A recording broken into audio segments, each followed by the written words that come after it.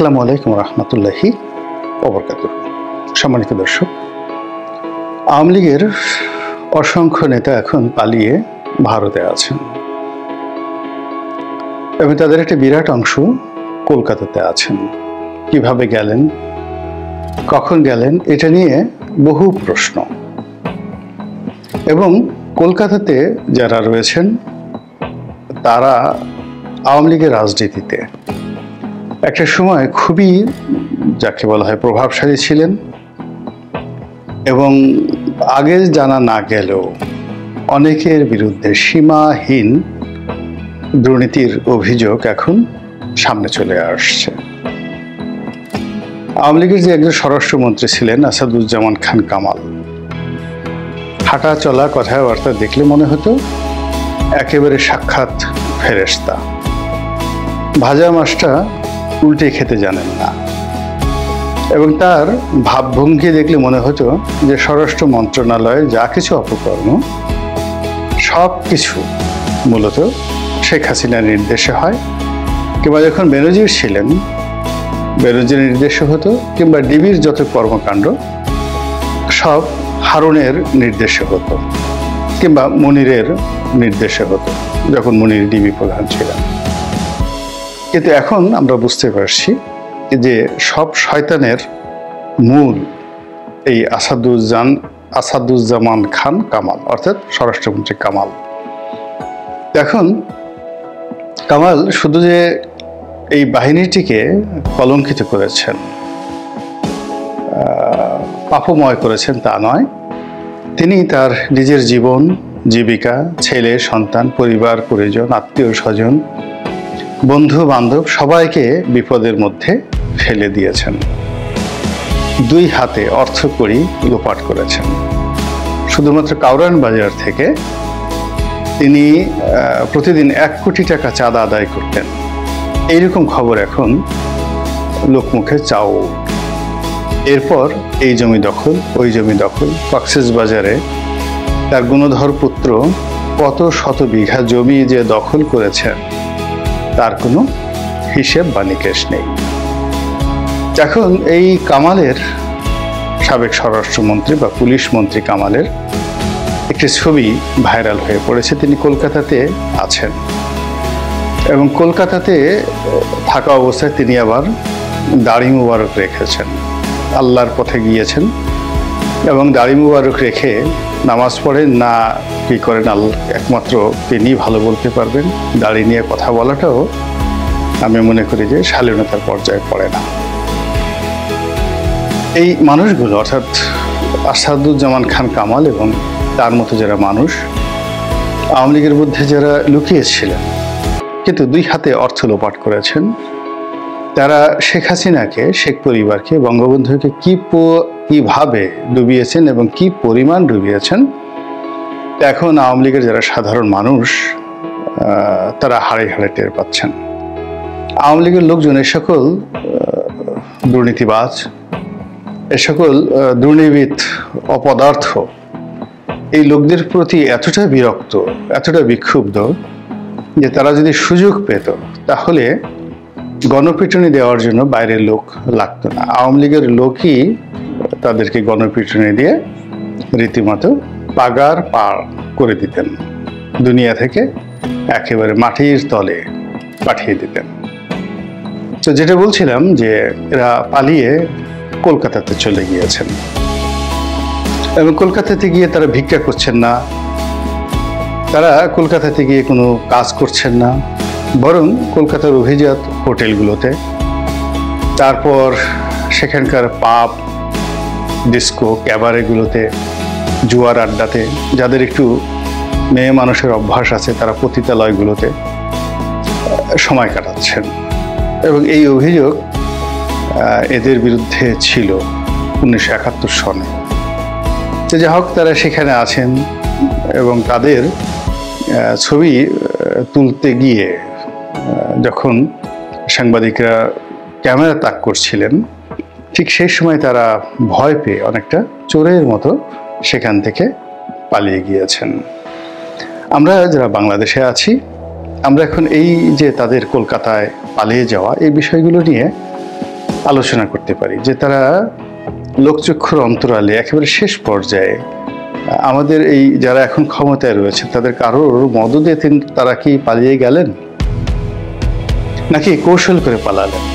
তাই যদি হয় তাহলে যারা সীমান্ত দিয়ে অবৈধ পথে পালানোর চেষ্টা করেছেন তারা তো কেউ পারেননি, বেশিরভাগ তো ধরা পড়েছেন এবং সেখানে অনেকে খুব নির্মমভাবে হত্যাকাণ্ডের শিকার হয়েছেন। তাদের সর্বস্ব কিভাবে লুটপাট করা হয়েছে তার প্রমাণ আমরা বিচারপতি মানিকের যে করুণ পরিণতি তার থেকে দেখেছি।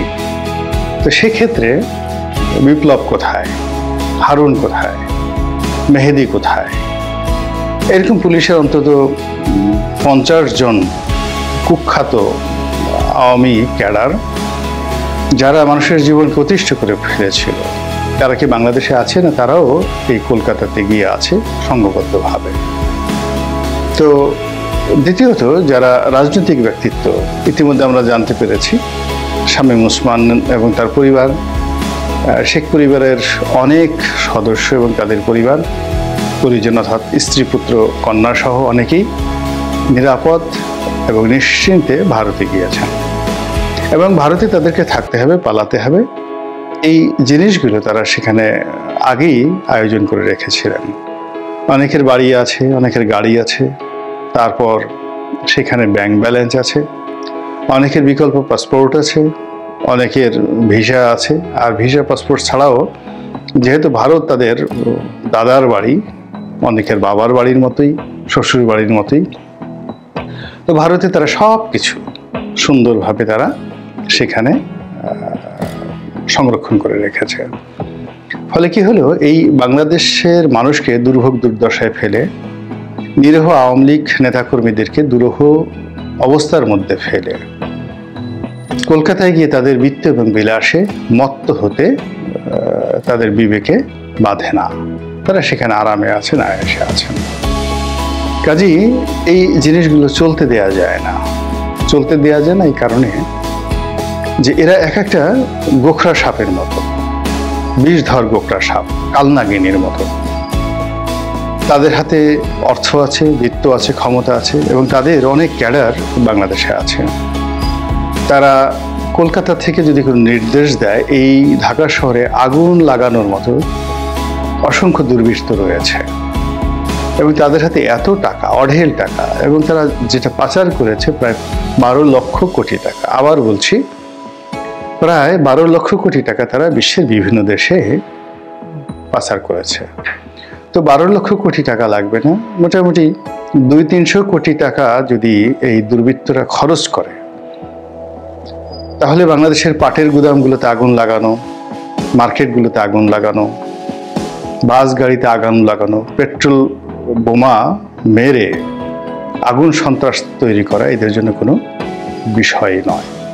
তো কাজেই তাদেরকে একেবারে ভোলে ভালে সাধারণ মানুষ মনে করা, তাদেরকে কোনো বিষয়ে ছাড় দেওয়া, এটি মনে করি আমাদের জন্য সবচেয়ে বড় একটা দুর্ভাগ্যের বিষয় হবে এবং আমাদের জন্য সবচেয়ে কলঙ্কের একটি বিষয় হবে। তো কোনো অবস্থাতেই যারা বর্তমান ক্ষমতায় আছেন, তারা যদি ক্ষমতায় থাকতে চান, কিংবা যারা আগামীতে ক্ষমতায় আসতে চান, তারা যদি ক্ষমতার পথকে নিষ্কণ্ঠ করতে চান, এমনকি আওয়ামী লীগ যারা করতে চান, আওয়ামী লীগের রাজনীতি যারা করতে চান, তাদের সবাইকে এ সকল দুর্বৃত্তের বিরুদ্ধে জবান খুলতে হবে, তাদের বিরুদ্ধে ব্যবস্থা নিতে হবে এবং তাদেরকে শাস্তির আওতায় আনতে হবে। যে কোনো মূল্যে তাদেরকে ওই দেশ থেকে বাংলাদেশে আনতে হবে এবং বিচারের মুখোমুখি করতে হবে।